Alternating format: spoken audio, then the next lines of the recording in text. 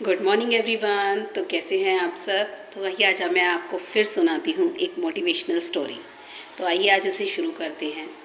एक बार एक जंगल में एक हाथी होता है। वहाँ से 6 लोग गुजर रहे होते हैं। वो 6 के 6 अंधे होते हैं, देख नहीं सकते।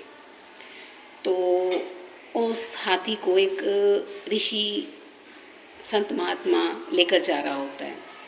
तो वो 6 व्यक्ति जो अंधे होते हैं वो उससे पूछते हैं कि ये आवाज़ कैसी आ रही है। हाथी के गले में घंटी बजी लगी हुई होती है, तो जब वो चलता है तो वो बजती है। तो वो उससे पूछते हैं कि ये आवाज़ कैसी आ रही है। तो वो ऋषि कहता है कि ये हाथी है मेरे साथ और मैं इसे ले जा रहा हूँ। तो वो 6 जो अंधे होते हैं, देख नहीं सकते, वो कहते हैं ये हाथी हाथी कैसा होता है, क्या होता है हाथी। तो जो संत होता है, ऋषि होता है, वो अपनी भाषा में उन्हें समझाने की कोशिश करता है कि हाथी ऐसा होता है, ये होता है, पर उनको समझ नहीं आता।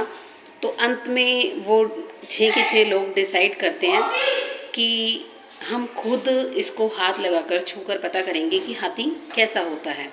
तो एक एक करके वो सब उसे हाथ लगाते हैं। जब पहला व्यक्ति जाता है तो उसके हाथ में हाथी का कान आता है। तो वो कहता है अरे हाथी तो पंखे जैसा होता है, जब ये हिलता है तो हवा करता है। तो फिर उसके बाद फिर दूसरा व्यक्ति जाता है, उसके हाथ में हाथी की टांग आती है। तो कहते हैं नहीं, पंखे जैसा नहीं होता हाथी, हाथी तो पेड़ की तरह होता है, लंबा। तो फिर तीसरा जाता है, उसके हाथ में हाथी का शरीर आता है। तो कहते हैं नहीं, तुम दोनों गलत कह रहे हो, हाथी तो दीवार की तरह होता है। फिर चौथा जाता है, उसके हाथ में हाथी की सूंड आती है।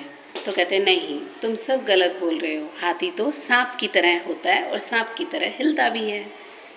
फिर पांचवा जाता है, उसके हाथ में हाथी के दांत आता है। कहते हैं नहीं नहीं, तुम सारे गलत कह रहे हो, हाथी तो तलवार की तरह होता है। तो उसके बाद छठा व्यक्ति बचता है, वो सोचता है मैं भी हाथ लगा के देखूं, सब अपनी अलग अलग राय दे रहे हैं।